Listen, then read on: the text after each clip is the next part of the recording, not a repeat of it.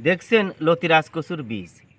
লতিরাজ কচুর গোড়া কাটা চারা রোপণ করবেন না, অন্য কেউ গোড়া কাটা চারা রোপণ করতে নির্দেশ দিবেন না।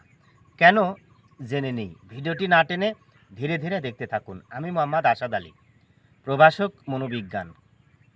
শিক্ষাদানের পাশাপাশি লতিরাজ বাড়ি এক চাষের সাথে সরাসরি সম্পৃক্ত। এই দেখেন একটা বীজ, এই যে লতি থেকে আমরা বীজটা উৎপাদন করেছি।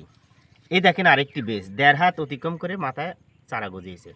এই যে গোড়াটা দেখতে পাচ্ছেন যে মোটা, এই গোড়াটা মূলত এই লতিরাজ কচুর বীজের খাবার। একটা ডিমের মধ্যে যেমন কুসুম থাকে, কুসুমটা কিন্তু ওই ডিম থেকে যে বাচ্চা বের হবে এটা কিন্তু বাচ্চাটার খাবার। তেমনি এই যে গোড়াটা দেখতে পাচ্ছেন না মোটা, এই গোড়াটা যত মোটা হবে গাছটা তত সুস্থ সবল হিসেবে ধরা হয়। এই গোড়াটা বীজের খাবার। তাই অনেকে অজ্ঞাতবশত এই গোড়া কাটি চারাগুলো রোপণ করে। এতে যখন আপনি গোড়া কাটা চারা রোপণ করেন প্রাথমিক পর্যায়ে কোনো সমস্যা দেখা দেবে না, কিন্তু যখন লতি আসা শুরু করবে দেখবেন গাছটা নেতিয়ে পড়ছে, পাতা হলুদ হয়ে মরে যাচ্ছে, টেনে তুলে দেখবেন গোড়া পচা রোগ দেখা দিয়েছে। তাই সাবধান লতিরাজ কচু চাষের জন্য।